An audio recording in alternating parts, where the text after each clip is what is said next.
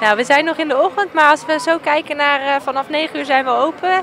En er is vanaf dat moment al gelijk interesse geweest voor de schepen en voor de middenpier waar we ook allemaal landactiviteiten hebben. Dus tot nu toe zijn we heel tevreden over de opkomst van de mensen die geïnteresseerd zijn. We zijn nu bij de Zeeland. Aan boord van dat schip kunnen mensen een rondleiding krijgen. Ze kunnen kijken in de helikopter van de marine.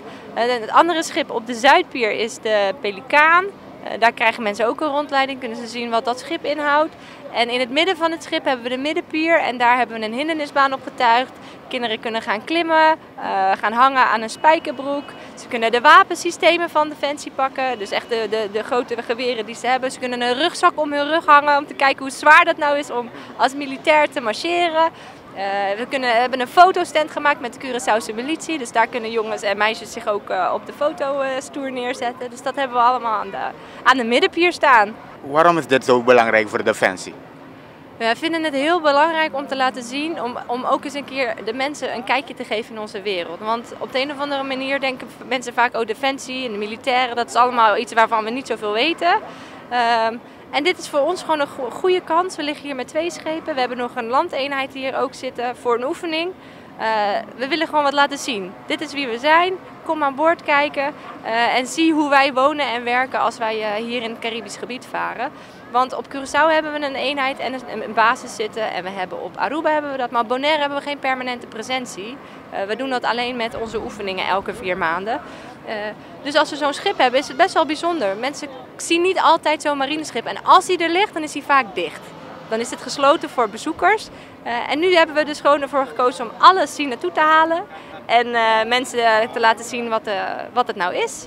Het is niet gebruikelijk dat we zoveel mensen aan boord laten. Wij als militairen hebben hier eigenlijk 3 hoofdtaken.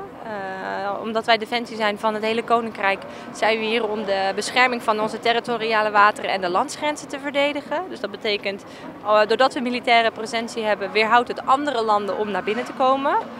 We zijn hier ook voor rechtsorde en stabiliteit. En dat houdt in dat we ons voornamelijk bezighouden met antidrugsoperaties. Het schip wat achter mij ligt is daar ook daarvoor in de regio. En de laatste hoofdtaak die we hebben is het leveren van militaire bijstanden aan civiele en lokale autoriteiten. En dan moet je gaan nadenken over het ondersteunen van de lokale politie of de brandweer of de douane in een aantal taken.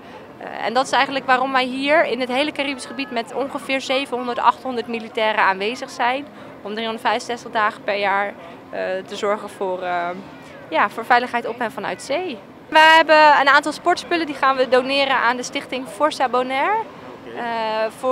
Voor de jongeren die zij begeleiden en aan hulp bieden. We proberen natuurlijk wel mensen te enthousiasmeren over wat Defensie is, jong en oud. Om ze gewoon een stukje bewustwording te geven. Maar als mensen geïnteresseerd zijn in het werken bij Defensie, dan kunnen ze altijd op deze manier een beetje een kijkje krijgen wat het nou precies is. Maar we zijn niet actief aan het werven hier, dat is niet de bedoeling. We willen gewoon mensen enthousiasmeren en het is gewoon een leuke open dag.